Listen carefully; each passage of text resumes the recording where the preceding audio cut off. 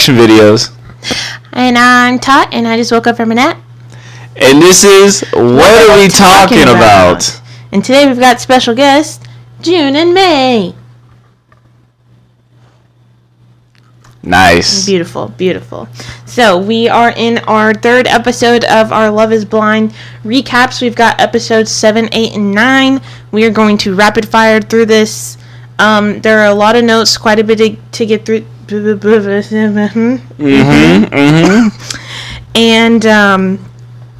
there's some drama at the end of this one as well. So we're gonna hop into it really quickly. Before we do that, do you have anything you want to catch the people up on before we get started?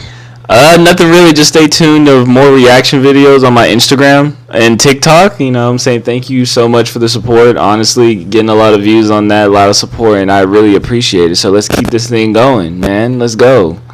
And spring break is next week. I promised you guys I would vlog, even though I'm not really doing anything. I think I'll still vlog for you guys because I promised. So we'll see what I can come up with. All right, so episode 7 is called Moving In and Unpacking Baggage. So we're getting into them living together in their little apartments.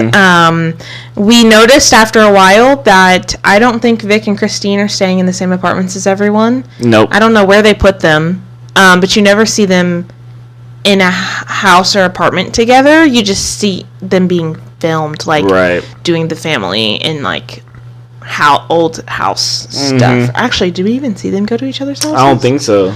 It's always them like going different places, never like their house or apartment. Right, and they do a lot of self-filming still. I'm not a fan, but I digress. Then we open up Devontae and Brittany. Everyone's packing up to leave vacation, so we get back to them. He's packing his suitcase, and Brittany's outside talking to production or the cameraman or someone on the production team, and she's basically just talking about her feelings once again, about how she just kind of feels like anything's being reciprocated, and she tells them that she feels like he should have just went home, like if this was how he was going to, if he really needed like this much time to like get over the death of his grandfather, that he should have gone home, and I do agree with that. For sure. He interrupts her talk with production to ask if she wants to talk, and I was just like, so now you want to talk? You didn't want to talk 15 minutes ago. Now you want to talk? She's talking about you. Right, because it looks bad a little bit. Yeah. And not only did you want to talk, you basically let her still talk the whole time, and you didn't really add anything to the conversation. So did you really want to talk? Like, I feel like he just kind of did that to save face a little bit. Probably. And then I think his apology was kind of whack. Like I said, he didn't do a lot of talking, and his apology kind of consisted of, I hear you and I'm sorry. And then he just kind of hugged her while she cried. She didn't even necessarily, like, say she forgave him or anything. Yeah, that conversation was kind of weird because, yes, like, was that whenever they were just talking about, like, her reciprocation and how she's they were in the doorway still of their, like, Cabo room. Right. So, yeah. Okay. Yeah, I think at that point he had to have heard him talking in the hallway. So like you said, he was trying to save face a little bit. Yeah. So yeah, it is now 21 days till the weddings, and we get to everyone in the apartments. So I have a note here. It doesn't look like Vic and Christine are there, and that's annoying. We open to Chris and Jessica. They're just having a very basic conversation about reassurance, about how they both reassure each other in their relationship, and they're just having a cute little dinner in their apartment, which is very crazy when you know what happens shortly in the future. Which is funny because I make a comment here that he's low-key foreshadowing his downfall, because he says something about like how like some of the other couples are behaving, and then like what could happen like if they weren't so reassuring of each other, and it's like okay. We hop over to Alex and Ashley. They talk to Alex's mom on the phone, and she kind of has a little bit of some strange vibes. Yeah, they have like a weird little family dynamic going between the two of them, with them both being nomads or whatever, right? And she, like I said, they're not very forthcoming with giving information until they have to. Yeah, exactly. So, like, in this call, he finds out that she's not even in Ohio at the moment. She's like all the way down in Arizona. She does drive trucks for a living, but still. And he was just like, I didn't even know where she, you know, exactly. I mean, my own mother. Right, he's doing this experience, and obviously Ashley's gonna have to meet his mom at some point. He didn't even know where she was. Exactly. So me personally, I found that a bit odd, but you know, there could be those of you that find that normal. So I digress on that. They talk about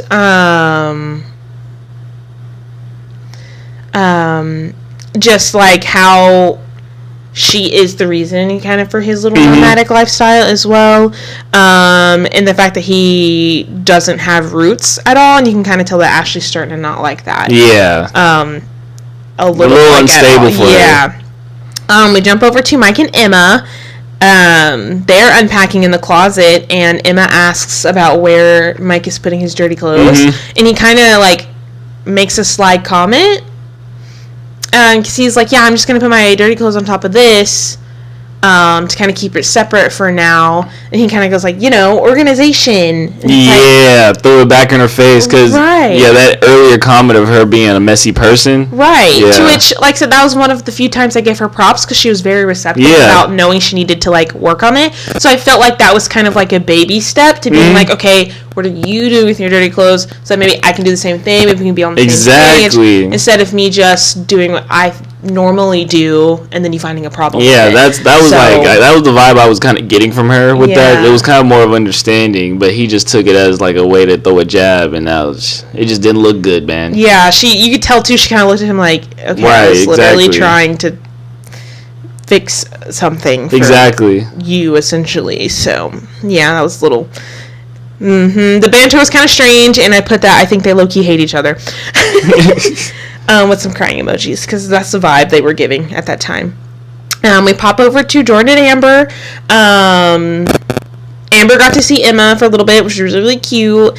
And then Jordan is very, very receptive to like the order of operations of what Amber and everyone kind of like on that side would feel the most comfortable when it comes to Emma kind of like being integrated. And so, you know, Amber got to see her. Amber like kind of explained what all was going on, and then they have some things set up to where, you know, meet family, meet Emma's dad, and then eventually meet Emma, and he is full on board. He's like, whatever makes everyone the most comfortable. So I really like love that for him, especially when he kind of like brought that up really big of like never dating someone who had kids before. So I think he's doing a really great job. He's doing an amazing job. Like his first time experiencing anything like that. So I think that's really cool. And it's a very big difference from last season with having a kid involved too. For sure. So, we bump over to Connor and Bree. I said she's very fed up with this man, and she always contradicts what he says. Literally. Because they're having a conversation about reassurance as well, which I also found as a funny parallel because Chris and Jessica were talking about that too. And she's basically going over how, like, you know, in doing this, like, she doesn't want to get a divorce, like, a divorce is not in her mind or whatever. And Connor basically reassures her. He's like, yeah, I didn't come into this, or I wouldn't get married with the plan or anything to get divorced. And she's just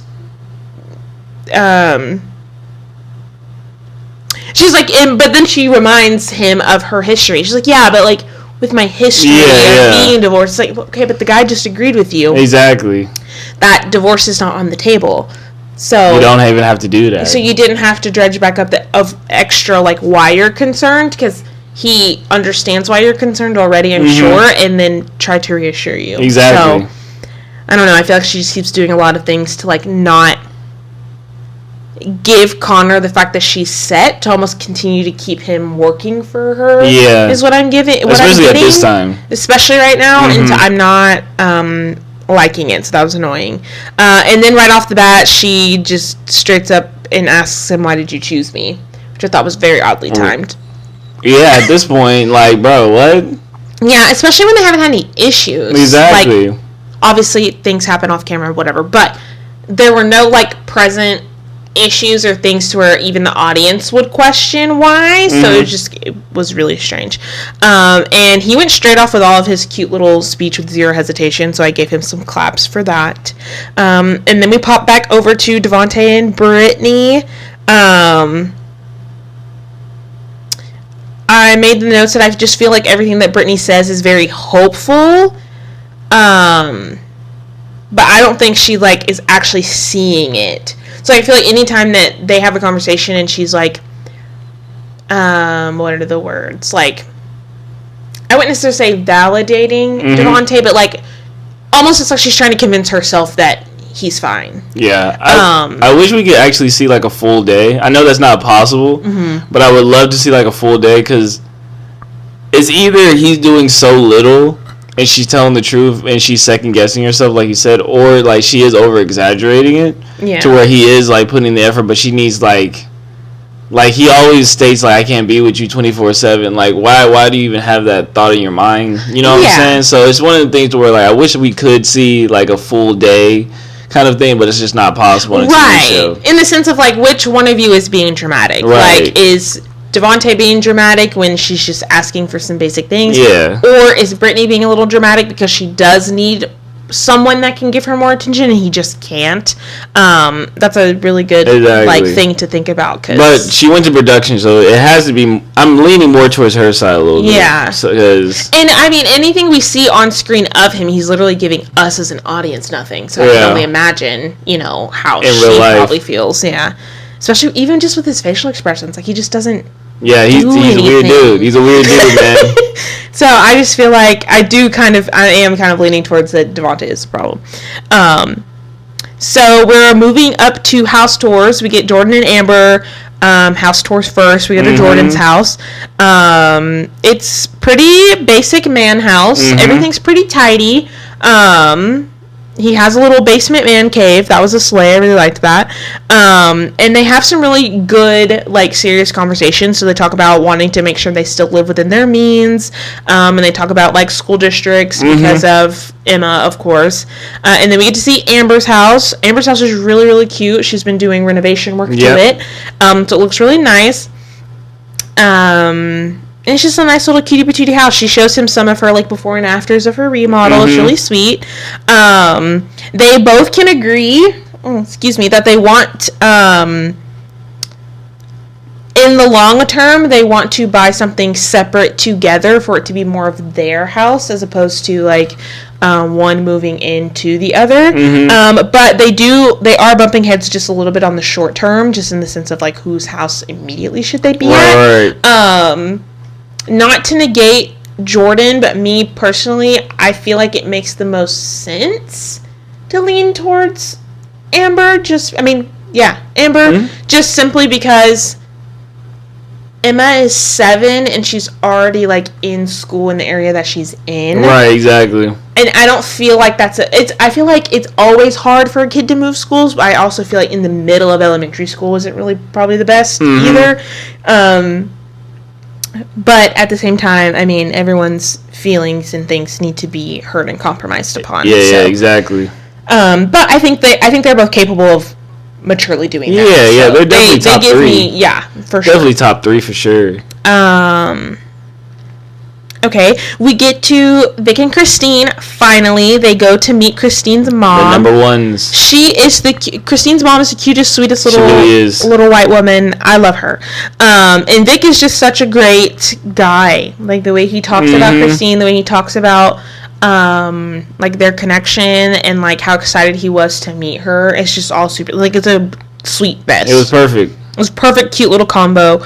And then Mom even makes some cute little comments about hugging. She's like, Christine, I'm hugging your man. I get to hug your man. It's so cute. Very, very cute. We love the cute moments just as much as we love the drama.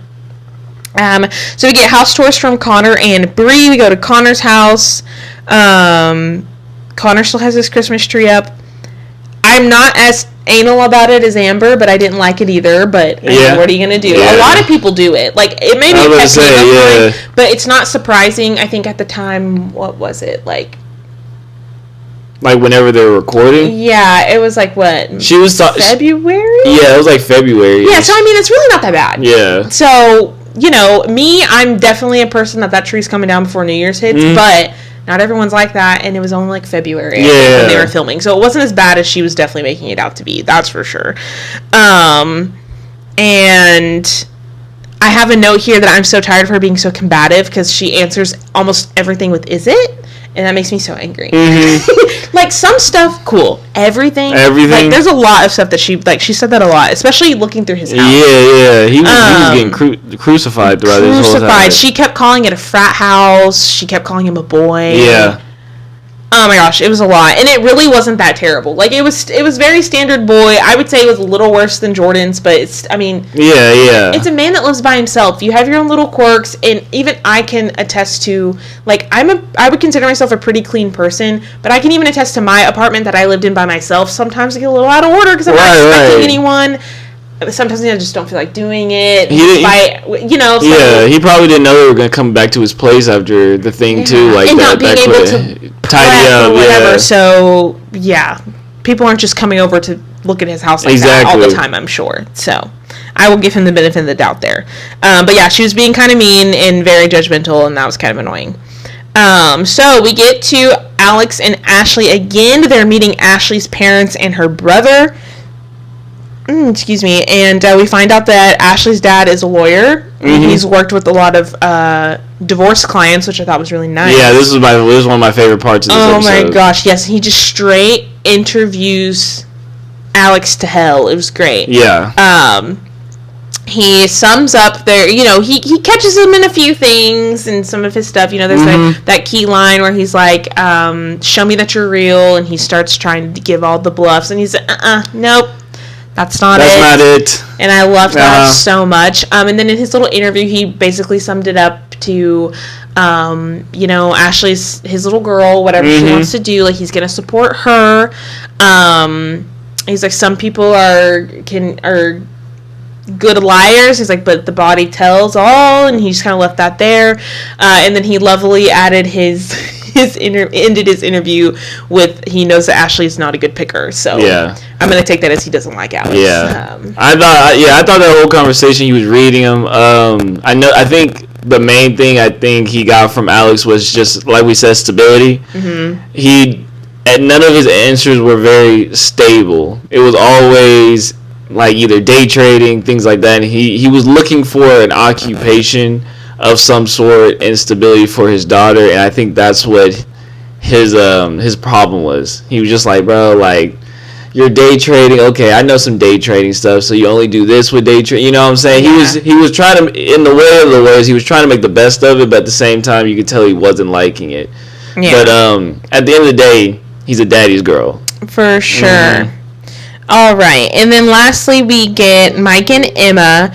They're just like hanging out in bed or whatever. We've decided that Emma's dog doesn't like Mike. It was really funny. It was hilarious. It was a cute little moment. And then I said, bro, I know who's going to do this, is because he starts talking about children again.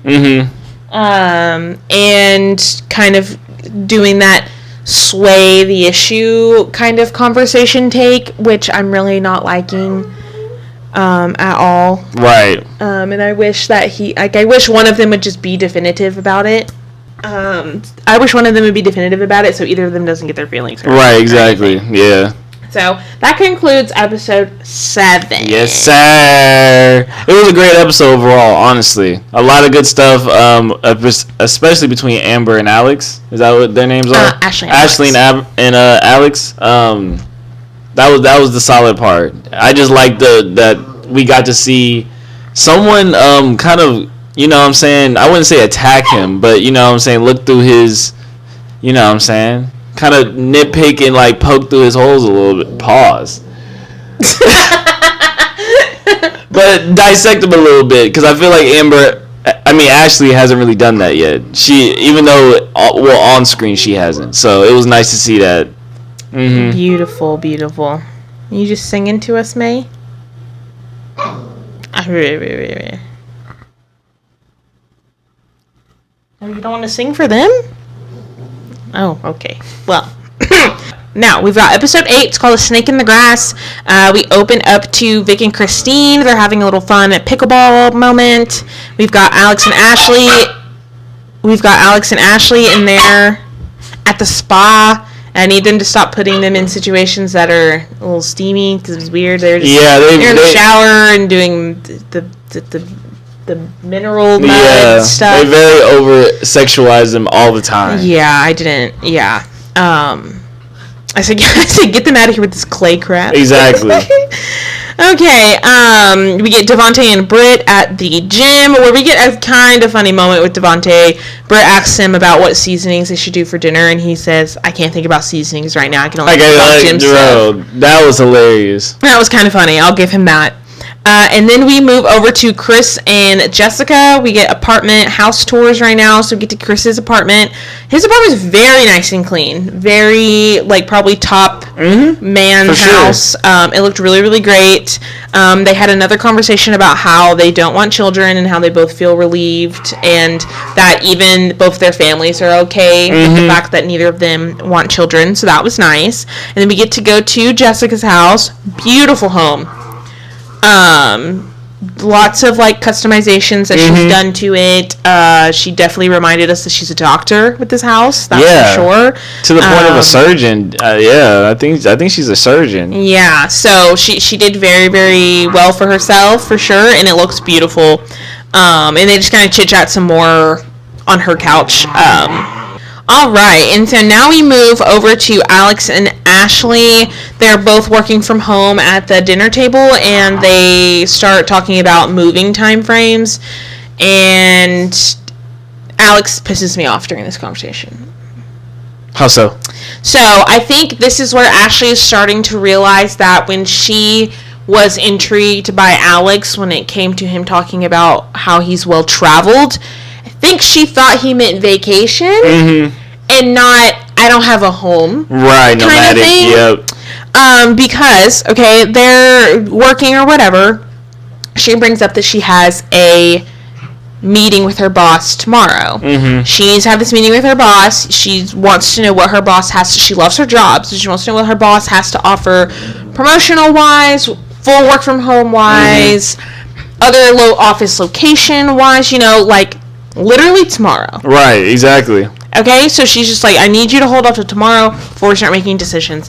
And he starts going off the rails again about how I was very transparent about me being nomadic life. I've got this job offer. He's sending over the paperwork for down in Florida tomorrow. I've also got this job offer for finance stuff in Phoenix. And I got that in a day. It's but is it stable though? You know what I'm saying? Is it stable? Do we actually trust these people? This is a job I've had a long-standing relationship, and I literally told you that I'd have the meeting tomorrow. Right. Why are we freaking out? Like I said, that this meeting won't happen until 2 months. Exactly. I said tomorrow. There's no major names, no corporations. You know what I'm saying? There was really no every time he says something that's quote unquote impressive that he feels like he's saying, it still has some questions because it's so I can tell Ashley was not feeling that at all. Yeah, and I just overall feel that he doesn't have any consideration for her. When we look at how relationships are supposed to be a compromise on both parts, it's I live a nomadic lifestyle, you have always lived in Ohio, so we're gonna live a nomadic lifestyle. Okay, no, what if she, I understand that she was open with you about wanting to travel. I don't think she was on the trail of, but now I have to leave Ohio and my job and my family. Like you said, I doubled down on that. I'm pretty sure she thought the vacation thing. She thought that he just travels on the leisure time and things like that. She didn't think we have to travel to survive. Right, and then the conversation kind of took a spin about them rehashing some things that had already been discussed, and they started getting into the weeds about stuff that made no sense, and it was just kind of annoying. We had a funny editing moment because she got frustrated and she was I need to take a moment for myself, and she goes into the bedroom, and then literally 2 minutes later she's grabbing a jacket and going back into the living room to talk it out. So I know that they edited it. There's no issues. I need to be away from you, and then it comes right back. So I just thought that was really funny. And again, I know that I just feel she's making a lot of compromises for him that aren't being reciprocated. And then they just keep harping on she brought up intimacy issue. Yes. That's another thing that kind of got them in the weeds. And he was harping on one particular thing, and they both have agreed that they don't want to have children right away, especially not right now at the moment. So he's harping on one thing in particular about why he's not wanting to be intimate, or not necessarily being intimate or whatever, when there are so many ways that you could have a child that don't get brought up in this conversation, and that definitely aren't only one. Having a child is never only on one person, but so it's just like he kept trying to blame it on this one thing that low-key didn't even matter, that had only to do with her. And it was like, I don't understand where you're going with this at all. It makes no sense. And so anything that she tried to counter, to him, he was not receiving, because he's stuck on this point that makes no sense with what he's saying.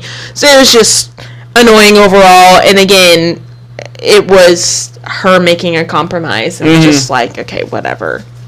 I felt bad for her, because there's definitely some stuff that you could tell was talked about in the pods that is kind of just changing a little bit, you know what I'm saying, on her side. She's just like not feeling it. For sure. So we move over to Jordan and Amber. Amber is introducing Jordan to her brother, so he comes over and they have dinner at the house, at the apartment, which is really, really sweet. At this point, Jordan's already met Emma's dad off camera. He said everything went well with that. Both of them were very receptive to whatever situations they've all got going on, so that was really, really sweet. And they had a really nice, like, productive conversation, so we love those cute little sweet moments. We get more of Christine and Vic. They're in, like, this sweet little garden, like shrubbery sculpture garden, and they have a really beautiful talk about, like, when they want to have children, like what issues they'll face with Vic being a black man and with their children being mixed. They talk about, Christine brings up a beautiful point of, like, you know, if Vic had any concerns with her being a white woman having mixed children, like if there's anything that he thinks will be concerns there with that, which he reassures her that he doesn't. And I just think that this was really, really sweet and really, really productive. And I actually really enjoyed that they had this conversation on camera. It was definitely needed. It was definitely needed, but I also like that they had it on camera, because I think there's a lot of weird stigma about, like, especially when it comes to mixed children and when it comes to mixed children that have white mothers. I feel like there's a weird stereotype behind that, and I don't think enough of our community take into account how much the father puts forth the effort to also make sure that their culture are known, or even just how much white women are willing to let their children know about their culture too. So I just thought that was really great to have seen on screen. Yeah, on both sides too. Yeah, like knowing equally, like, what comes with it, and then knowing that she is so passionate and she's already thinking about it shows mature. Bro, their relationship is so mature. Yeah, every conversation is so mature. Like, they've already done it. I really enjoyed that. They were very ready for this experiment. I believe them when they say that, like, they were ready to be married. Right. Like, so yes, I love that for both of them. And I also think it's hilarious that, like, in the little preview, it gave us a little false drama in this conversation. Not getting that at all. We already felt that. We knew that. Go watch the other episode at the end. You'll see our predictions. We knew that. So, we get to back over to Devontae and Brittany. They go to Brittany's parents' house. They meet mom, dad, brother, and sister-in-law. And they, like, accept him right off the bat.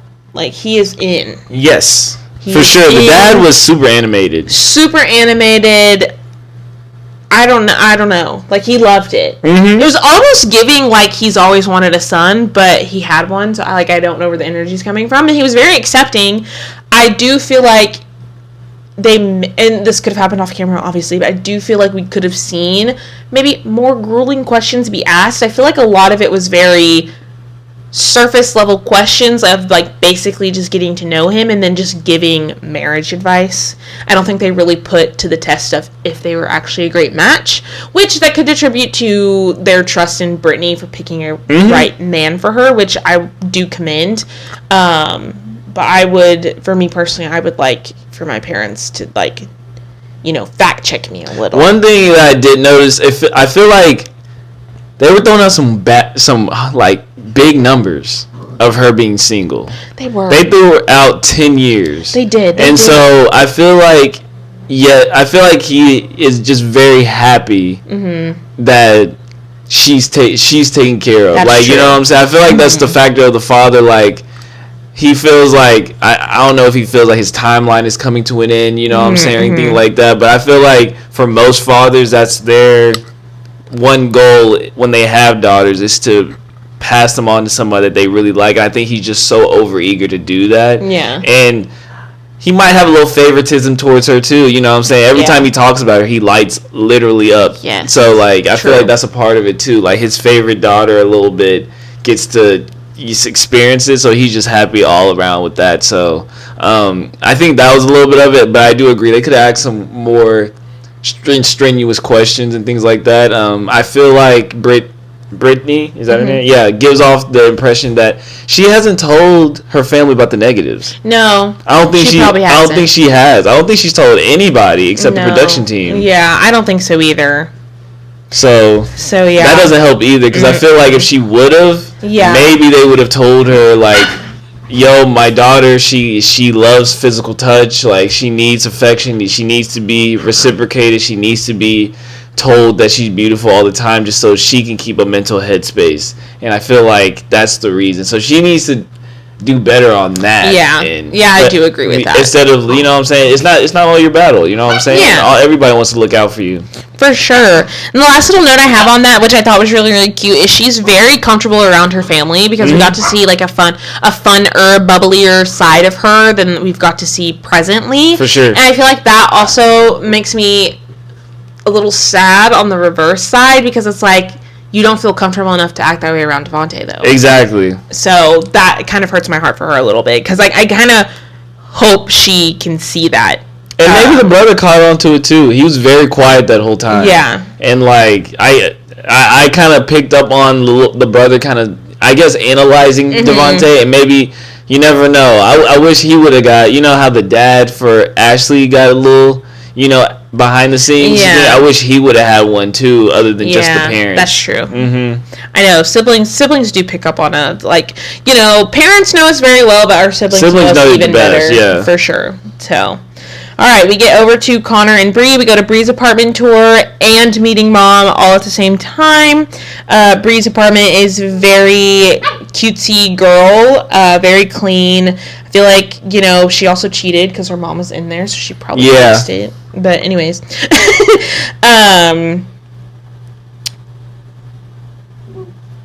They seem to be getting along really, really good. Like I said, Connor's not my concern. Literally. Mom likes Connor pretty well. And then, so much so that Bree's mom is the first person that catches the fact that she keeps calling him boy, because she corrected Bree. And so that's when we kind of finally made that note of, like, he's been letting Bree slide with letting her call him a boy for a long time. Way too long, bro. So I'm kind of glad that mom clocked her a little bit in that way. So that was very nice. Because I think she was the only one that could. Probably, yeah. And then they made a few comments to that. Apparently her dad is very hard to please, because they've been slowly... she was just kind of like, I like him, of course, but, like, make sure that you're sure before you introduce to dad. Yeah. So it seems like he's kind of a stickler. Okay, we move over to Mike and Emma, and they're meeting Mike's family, and it's a lot of them. Poor Emma. Oh my God. It's like mom, dad, Italian. Straight Italian family. It's mom, dad, a couple of siblings, and their wives, fiancés, girlfriends as well. And they immediately go into talking about children, which was a scary situation for sure, because they're all like, yeah, when are y'all gonna have kids? And it's like, whoa. First of all, I kind of hate that question in general anyways, because you never know what a woman is going through, in the sense of why she doesn't want to, if she even can, so I feel like that's just a can of worms that we probably should not be opening, but sure. I will are you about to move on? No, I was going to keep talking about that, but you can... Okay, I do get the sense that the parents definitely, before he went to this experience, or maybe the reason he went to the experience is because of his parents. Mm-hmm. I feel like they put a very much emphasis on keeping our family growing. Mm-hmm. And I feel like that was the main emphasis of why he wants kids. And yes, I think he wants it for himself, but I feel like it was instilled in him by his parents heavily. Yeah. So, and I don't know if it's the Italian culture, mm-hmm. you know what I'm saying? But, like, I just feel like I see where it came from. Yeah. Like, it's not just, you know what I'm saying? Some people, it's just an individual thing, but mm-hmm. nah, that's like his whole family thing. Yeah, mm-hmm. something. You can see that a lot, too, because I think it's his sister. Someone chimes in about, like, you know, we all had our cousins, and, like, I want that for my kids, too. And it's like, okay, well, first of all, it's a little selfish. Like, your kids will be fine. That just annoyed me mm-hmm. a little bit. Especially because this was after the fact that she already expressed why she had concern, like, again, of why she has concerns and may not want children. Exactly. Which the dad seemed really receptive of those concerns, which I thought was really sweet. Yeah. But it was like, and then after this, she's just like, well, yeah, but, you know, the cousins, and, like, I want that for my kids, and blah, blah, blah. And I'm like, okay, that's great, but, like, what if she does have medical concerns? Exactly. Well, now we got it, like, you know, I just feel like that it was very poor timing to add that comment in. Exactly, yeah. But I digress. They ended that conversation with, you know, they're still talking about it, thinking about it. And then Mom was a little aggressive. She kind of stressed me out. A little, bro. She was a lot aggressive. She kind of stressed me out just a little. And I feel Emma did really well handling it. Oh, she did exceptional. She did a really good job. Situation. Yeah, for sure. And then, so now we get to the tip of the iceberg of our drama. We get back to Chris and Jessica. My first note is, why the heck are you coming in through the window? That was really weird. Yeah, he was definitely having a weird conversation on that balcony. Yeah, easily. It was really strange. I didn't enjoy that. It was weird. I also have, why are you disappearing? Because, you know, Jessica comes in. She's like, oh, hello. Like, it would have been nice if you communicated this a little slightly better. Because he goes and disappears for a night or 2 days or whatever. 48 hours. Crazy, yeah, for 2 full days, which is kind of crazy with no communication. Because even she was like, I'm not expecting you to text me all day, but I texted you this morning just to kind of check in, and you didn't even answer. Exactly. Like, that's not. She's like, that's not texting all day. That's just not even answering. Exactly. Like, yeah. You know, like, I think when you're going into a relationship, it's kind of like the memes you see, or like the little posts you see every once in a while. It's like, I am okay that you're busy. I don't need you to bother me all day, but just taking the 5 seconds to be like, hey, I have a pretty busy day planned today. I might be able to text you or talk with you later. I'm not sure about that time frame, but I just wanted to let you know. That's such a long way. That's literally all you needed. It goes such a long way. And then she wouldn't have had anything to say because you've already told her, or even vice versa, you've already told him that you have a busy day, won't really be talking, blah, blah, blah. Or even if it's emotional. You know, I don't feel like communicating today. Like, I need a mental break. I need silence. I need to be by myself. I just need to take the day. That's better than just going radio silent. Exactly. So I felt like that was kind of valid. Not even kind of valid. It was very valid of a point. And then Chris meets that with, do you think we have a physical connection? To which the whole conversation just flips on his head and the can of worms is opened. Exactly. Like, I just feel, yeah, he didn't do a good job of approaching the conversation. And I feel like you're about to get into it, of like how he didn't really flow through the conversation well either. Yeah, so after that, obviously Jessica answers and says yes, she would think that they have a physical connection. And so Chris goes into how he normally dates girls that work out every day or go to Pilates every day, and that Jess doesn't. It's like, okay, well, what do you mean by that? Are you upset that she just doesn't do anything? Do you not like her body type because she doesn't do those things? Mind you, Jessica is fit looking. Like, she doesn't look like she's out of shape.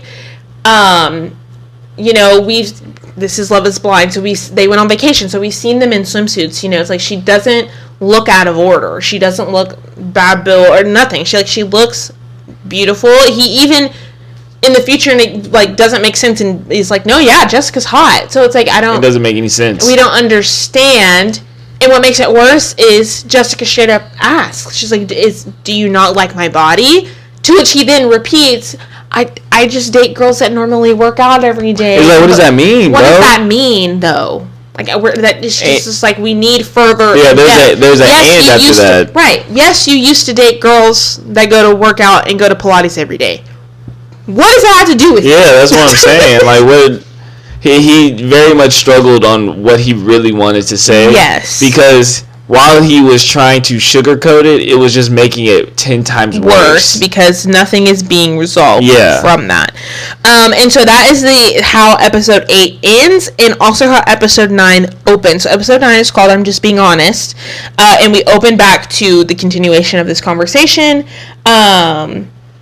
And to which my first comment is, oh, he really, really wants Bree, and that's crazy. Easily. Because throughout the course of this conversation where he's talking in circles, he also stops the conversation. It's just like, I've been sitting here for the past 2 days thinking about what if I was with my second choice. He doesn't say Bree, which I think is really funny because we all know it is Bree. Everyone knows that. Even Jessica knows that. So the fact that he was saying my number 2, like trying to be secretive when we all already know. Also, case in point, you can tell he's either still drunk or hungover because he looks kind of crazy. Yeah. I don't think that's helping him in the fact that he can't explain everything right. At all. And then he starts talking about everything past tense when he's talking about, like, he's like, I cared about you. I loved you. I was, everything's... I was attracted to you. Yeah, everything's in the past tense. So it's like, so is that changed now? It's like, are you signaling that you no longer care, love, feel attracted... and so, Jessica, of course, like any normal woman, is upset about it. No one wants to hear the man that they love say that they are not attracted to them or have been thinking about being with another woman for the past 2 days. No one wants to hear that. No man or woman in a relationship with someone they love wants to hear that from their partner. Exactly. No one wants to hear that. It's always going to make someone either sad or mad.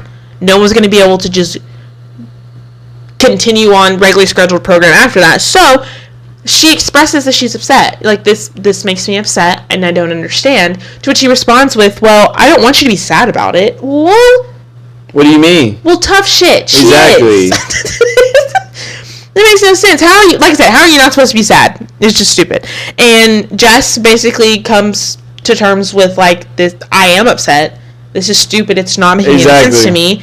And actually, I don't want to be around you right now. And she hops over back to her own house, her own beautiful house. Exactly. So she's not missing anything. So that's how that ends. We hop over to Connor and Bree, which is hilarious timing. And Bree's being condescending about how the house was clean and they did laundry today or whatever. And then they're cooking together as well. She keeps bringing up the freaking frat house, which is making me angry.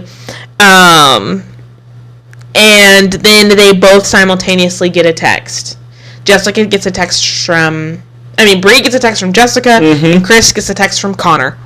Fully hilarious. The drama is writing itself. Exactly. Okay? And so, they both read their text, whatever, and Chris makes a comment about Connor makes a comment about what Chris says, and Bree goes, oh, did they end it? Why is that your first question? Right. Why is that your first question, Bree? Why is that your first question? Like, you... So, you jump to the conclusion of a bump in their road, if they were to have gotten back together, if they do get back together, is they ended it. Right. It was just a little sus to me. So, we hop over to Vic and Christine. I just have, they're really pure, and then I'm mad about that they're self-recording again. They take a little trip to Christine's hometown. She kind of shows them around their little town. Feeding horses. He is giggling like a little boy. It's so cute, having a great time. So they're just being pure and cute. We hop over to Jordan and Amber. They meet Jordan's family. They're all so cute. They brought Amber a gift, and it was a house plant, and I thought that was super cute because she's into plants. And they have a cute conversation. Just, they ask about Emma and about how they feel, his past, and different things or whatever. So they're all on board. Super, super cute content. We get back to Devontae and Britt again. They cook to dinner, and they're sharing dinner on the couch, and Brittany starts opening up about her feelings again. And to this, I just feel like it kind of reiterates that Devontae talks in such a way that he gets Brittany to apologize for her own feelings and then makes it seem like she needs to work on that. To which there is probably some self-growth that can be had, but we can self-grow while still acknowledging our feelings. Like, you don't have to shut my feelings down. Like, the object is not to teach me to not feel those things. It's to teach me to how I respond to feeling those things. Exactly. And so I feel like it's just a lot of Brittany putting up with Devontae and not Devontae learning how to be with Brittany. Right. I just feel like he's trying to malleable her, whatever that word is I'm trying to say, to fit in the way he wants without giving her what she needs. So that conversation was just annoying me. But he did try at the end, right? He did. Yeah. I did make a comment about this. He tried it. He tried at the end. He went on to say a bunch of things that made her feel good, and hopefully moving forward, he carries that on. Mm-hmm. I think he's just speaking from a guy standpoint, he's a very simple guy. Like, we all know those friends that you literally need to tell him what to do, how to do it, just so they can do it, because they naturally just don't, think of those things that you think are obvious things. And he strikes me as that person. So I do see growth on his part. On her part, she really doesn't need any more growth, because I feel like this is stuff that she talked about in the pod that she had. Like, she said, she's like, I am a very affectionate person. I'm a physical touch person. And I think he just was alarmed at how much of it, I wouldn't say an extreme it was, but how much more she needed it more than him, kind of thing. So hopefully growth on both of their parts, but I feel like he's just a very simple dude that just needs to be told X, Y, and Z, this is what you have to do, which is something that I feel like she doesn't want. I feel like that's kind of a crossroads, a choice that she needs to make by herself. True, but I can also give the feedback of, do I think there was growth in this conversation?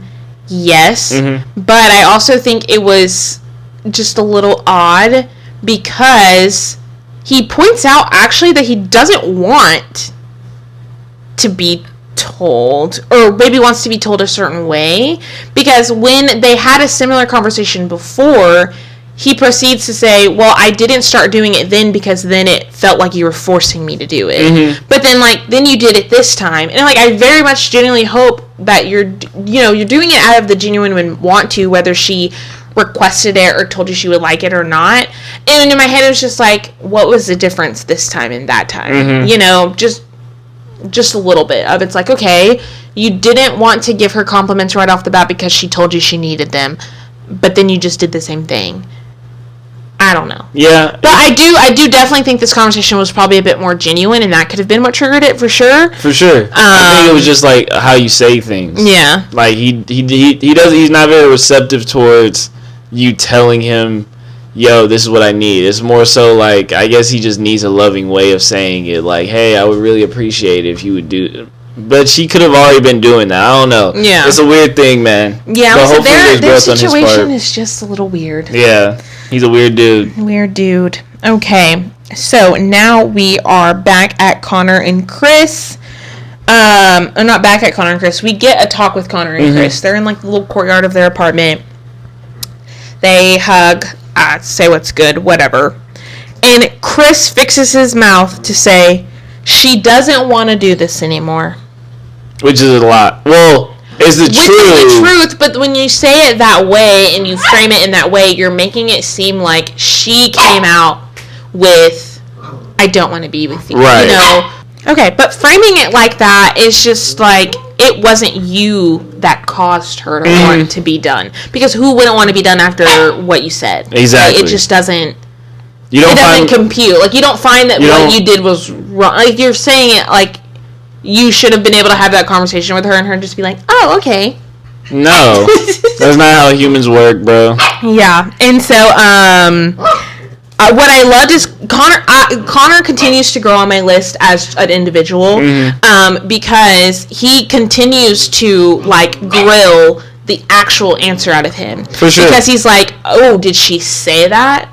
And he was like, well, yeah, it sounded like it. He's like, okay, did it sound like it, or did she say it? Like, we gotta be, exactly. You know, we gotta be technical here. He was being truly in the middle. Yeah, he really was. He was really trying to actually get down and not only help his friend, but also be like, okay, but you can't just take something you thought is ending it and not investigate further if you really want to be with her. Exactly. And I really appreciated that out of him. It's very mature, and I thought that was really nice, especially knowing that he knows that Bree also likes him and all of that. So I just, and you know, he ends it with like, you know, just talk to her. She got to do what she got to do, all the things. So it was a really good conversation on Connor's part. I don't think Chris took any of it in. Exactly. I feel like that was more performative to where he has someone to back him up when it comes up in the future. For sure, yeah. Like you said, I think you said that already in the when we initially watched it. He just needed confirmation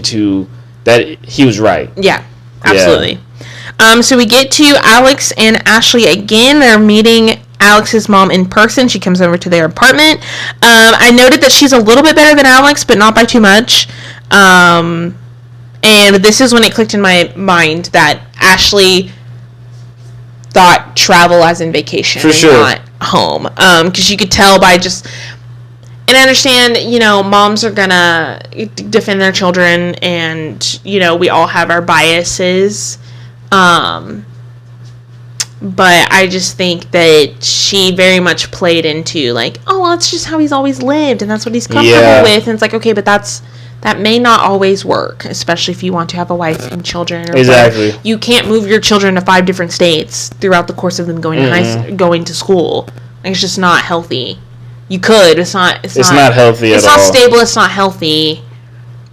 You do have to eventually put roots somewhere. Exactly. And the more this goes on, the dad was right. Like, she is starting to show like she looks just like her dad, like how analyzing different things.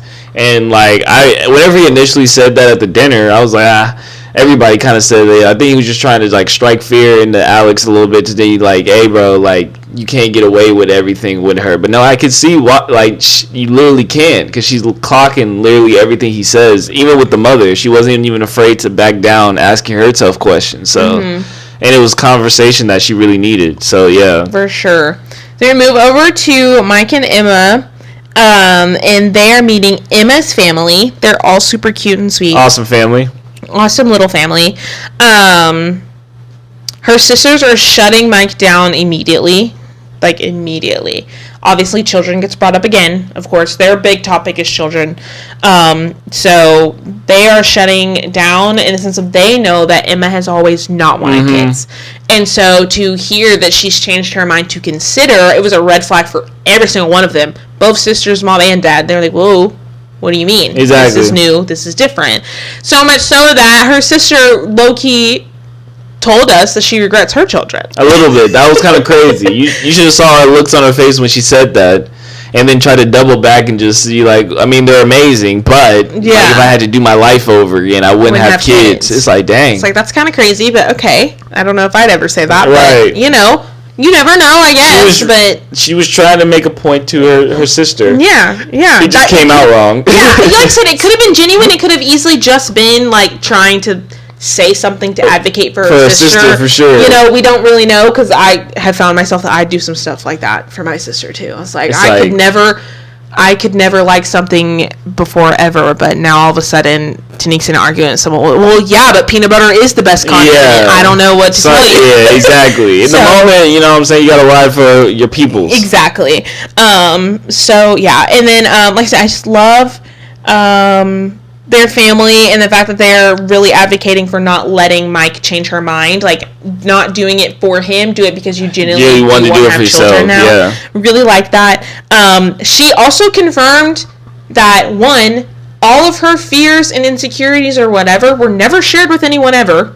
No one in her family. She had a great life. None of them knew. She had a really great life. She admitted that she was never like bullied or like openly persecuted or ridiculed or anything for like her scars or anything. She had great friends and all this stuff. So it just confirmed to us a lot of the like struggles. Mind you, people do have mental struggles, but a lot of it she put on herself. Yeah. And like gave people the personality of being prejudiced toward her when they really weren't even.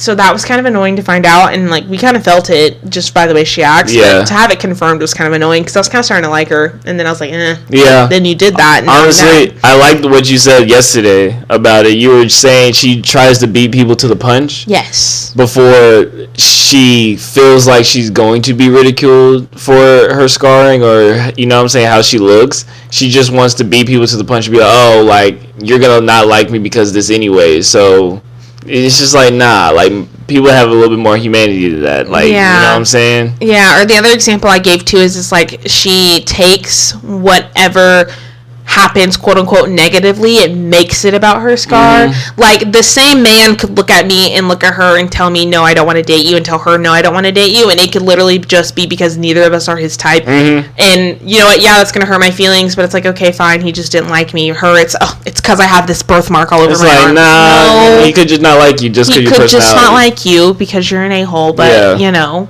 So yeah. So that confirmed was sad because I actually was starting to like her, but also gratifying because we guessed it off the hip, pretty much. Connor and Bree, they meet Connor's family, and Bree kind of jumps right in and gets straight along she was comfortable. with him. Very comfortable, like she knew them for a while. It was very cheesy, kind of a standard family meetup, like nothing crazy happened. Cool. So it was pretty cool. We get back to Alex and Ashley starts questioning him about like some timelines and things about his exes after her conversation with his mom, and this is when she really starts to show that analytical interview hard ass question kind of thing. She like reads him down and like easily clocks some like misinformation and like some timeline discrepancies.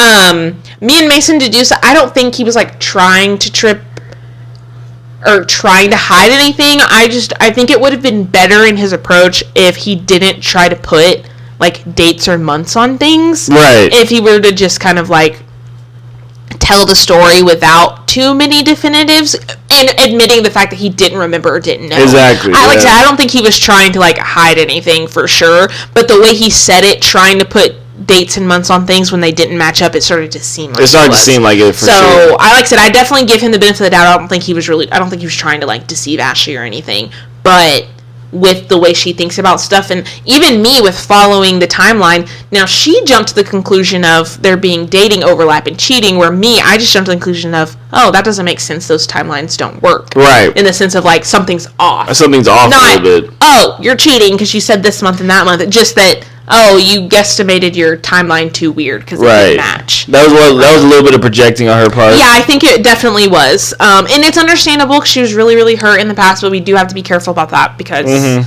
he didn't do anything to you, sweetie. Exactly. Yet. So, no, I'm just kidding. I'm just kidding. Okay, so now we get to the group outing. This is the last bit of the episode, and this is when everything, like, this shit hits the fan. This is the good stuff right here. Oh my god, shit hits the fan like nobody's business. So, Bree, shame on Bree. So she just immediately starts shit-talking Chris in the process of everyone meeting up. He DM'd me this. He tries to say this. He was immediately out at a strip club after him and Jessica had these issues. Yuck. Okay, sure. Sure, girl. Sure, girl, sure. Kia shows up, slay. She was looking good, but Kevon also showed up, ew. Yeah. We don't see him much, actually. I think we literally only just see him arrive. I think when Kia finally saw him, she saw that she dodged a bullet. So there was really nothing that needs to be talked about. Because usually in the past, Like, those people who are in the pods, like, they get to see each other. They, have a little snippet talking to each other. I feel like Kia saw him and was just like, no. Yeah, for sure. Mm-hmm. And then he was probably talking too slow to keep up with the conversations. He probably, God. So you're telling me Chris did what? That to Jessica? Yeah. No. And I was like, all right, cut it. We're not talking to him anymore.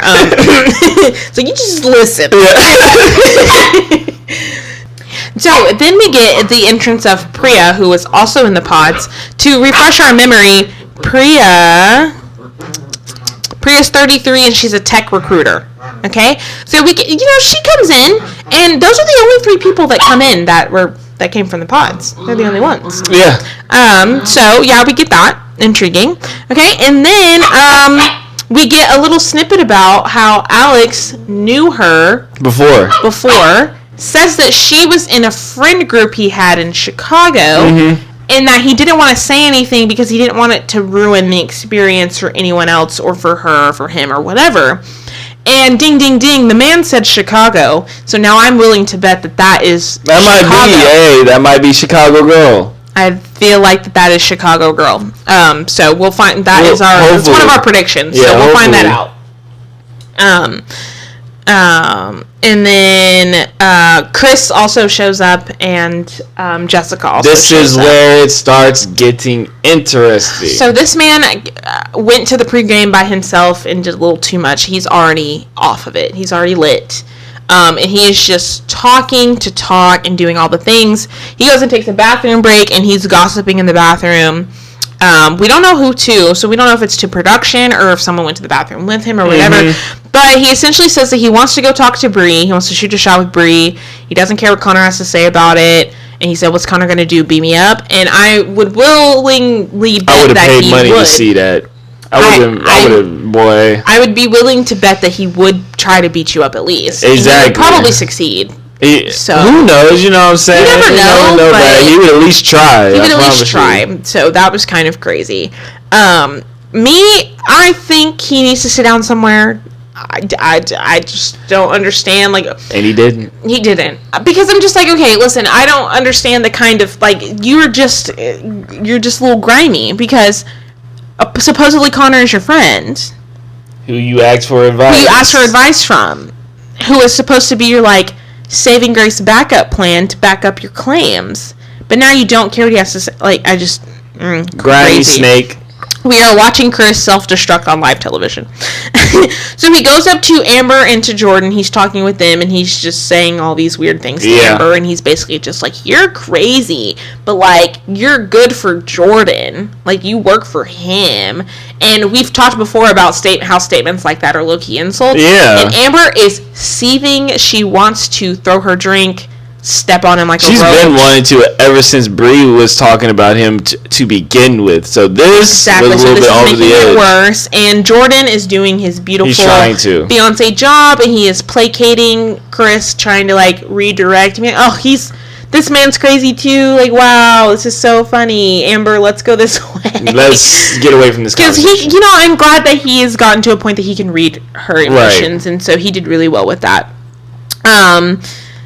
And then he is talking to the trio of girls.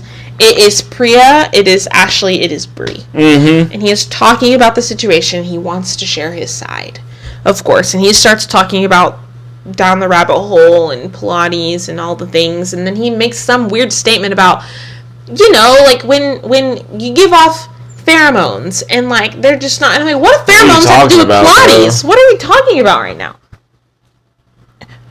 What are we talking about right now? I don't understand anything that you're saying. No one understands what you're saying. Oh, but except for Bree. Bree's trying to play both sides, and she is basically saying, no, I can see where you're coming from. She's eating this up. She is eating it all the way up. So,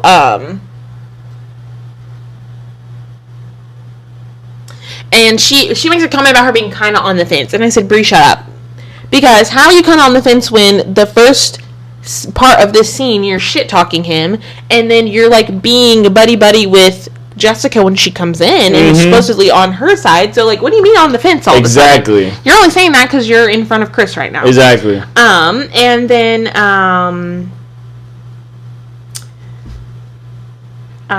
the two girls leave. Ashley and, Priya leave. They're going to go have a chat. This is the chat that we're waiting for next episode. Yep. They're going to go have a chat. And so it's just Bree and Chris left at the table. And Bree goes back into her, no, I can see where you're coming from and all this, that, and the third. And then Chris goes, well, you want me to let it rip? This ain't This is not Beyblade. What do you mean, let it rip? That was crazy. Like, what are we talking about? God. And so he admits that he just thinks that sex with Jessica's horrible. Yeah. Which it would have been so much better if you just said that to begin with. I don't know how that would have fixed anything. Jessica still could have been equally as her. It could have caused the same exact problem. Or it could have been, like your point you made last night, it could have been easily... Obviously, maybe said a little nicer than sex with you is horrible, of course. But it could have also been presented in a way of, like, could we try something else to make this a little better or whatever? And, like we both agreed, she gives me someone that would be receptive of that. Yeah. So, I just don't understand. Like, the biggest issue was the way you went about saying it, not explaining yourself properly, and then trying to make it her fault. I just don't like the extreme on both sides he has. Mm-hmm. He'll sugarcoat it, right? Like over here, or try to. His sugarcoating is still horrible and hurtful. But then all of a sudden, he like skips this middle ground of like honesty mixed with like being courteous, and he goes way over here to being an asshole and just being like, the sex is awful, and it's like. What are you talking about? Yeah, which if he would have just, I would even appreciate him saying that to Jessica up front, because yes, she would have still been hurt, but at least she's not confused and hurt. Right. Yeah.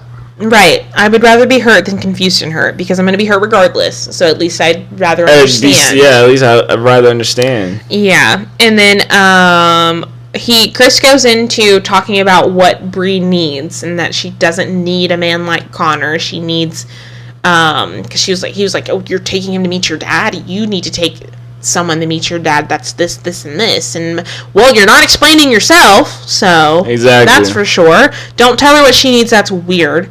Okay. And Bree is like low-key eating it up, and so I don't really know where her brain is, and so that's driving me insane. Like, she's kind of crazy. I do like your theory though. I guess I can explain it. I feel like we've had this type of individual on Love is Blind before, but I feel that Bree, once she finally found out that Chris chose her, I feel like that was her whole MO. She just wanted to be chosen by Chris. Once that happened, he became instantly, like, I wouldn't say unattractive, but less attractive in her eyes as a chase, and now she's like, I don't think I really want this guy, but I do want to entertain it because it's feeding her ego constantly, and it's going even more. I think she likes to know that, one, she is the center of attention of all this drama, but two, she can be inside it and out at the same time. And I think that she, like you said, she's playing both sides. So I feel like that's what it is. So the more she talks to Chris and things like that, like, I feel like she's becoming less attracted to him, but she's still loving that he's giving her all this attention and reception and things like that. Mm-hmm. Yeah. So moving on to our predictions, despite the griminess of Bree here, we do kind of have faith in her. I personally think she's a little too headstrong to be letting someone tell her what to do. So I feel like that could be part of the building block of, like, yeah, this was great, but now that you want to be with me, I'm going to stay with Connor because I can boss Connor around. Exactly. So we'll see. Christine and Vic are obviously totally fine. Mike and Emma are definitely not getting married. They're not getting married. They're not. We are pretty sure that Priyanka, or whatever her name is, Pri, that's what they keep calling her. We're convinced that she's Chicago girl, and I don't think that Ashley and Alex are going to end up getting married, because that's going to be bad. And we don't think Devontae and Brittany are getting married either. Don't think so. No. Don't think so. Jordan and Amber are safe. So our married couples will be Vic and Christine and Jordan and Amber. Ashley and Alex are not getting married. Chris and Jessica are obviously not getting married. Connor and Brie may get married. I'm on the fence with them, but I'm still kind of leaning towards not getting married. Devontae and Brittany are not getting married, and Mike and Emma are not getting married. So far we've got 2 guarantees, and everybody else is just biting the dust. Biting the dust. But that is all we have for today. We tried to rapid fire as best we could to get you a semi-long, semi-short video out to you guys. You're caught up? Well, not really, but you're caught up with us. You're caught up with us. We have 2 more episodes for you of this installation where we go over Love is Blind. We have episodes 10, 11, and 12. Literally. And then we have the reunion. So yeah, we have those 2 left for you.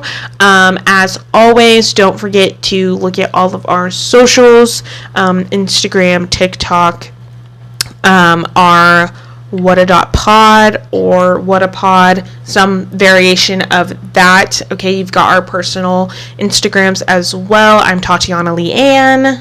Mace 3 Stacks. And you have us on TikTok as well, where I'm tb.tbauer. Mace 3 Stacks. Don't forget to look at everything that we're posting over there, but also on our pod pages. Don't forget to subscribe, like, and turn that bell notification on. We try to post every Friday around the afternoon time. Sometimes we throw in an extra, or sometimes we're a little late. It's okay. That's why the bell notification is your best friend if you want to catch us as soon as we post. And be on the lookout for more reactions from Mason, and be on the lookout for my spring break vlog coming in the next couple weeks. I will figure out what I'm going to do for you guys.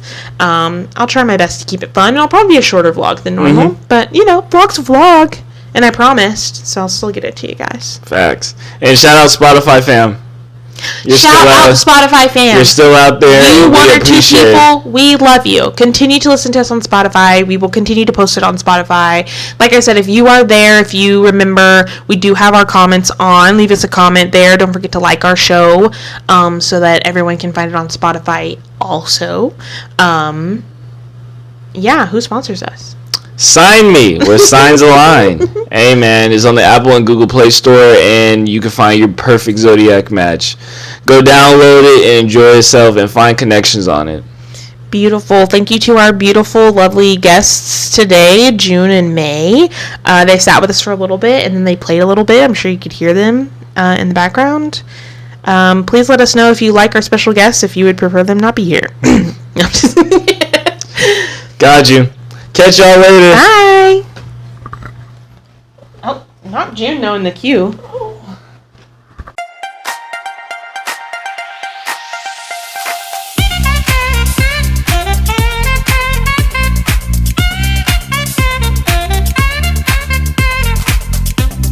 Mavis, calm down. You were doing so good. We're almost done. I promise.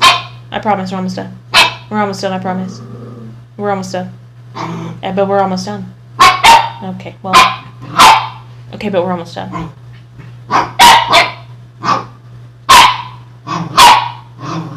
I hear your concerns, but we're almost done. Okay, but we're almost done. Okay. Alright. But we're almost done. Can you just wait a little longer? Yeah? Beautiful. Okay. Okay.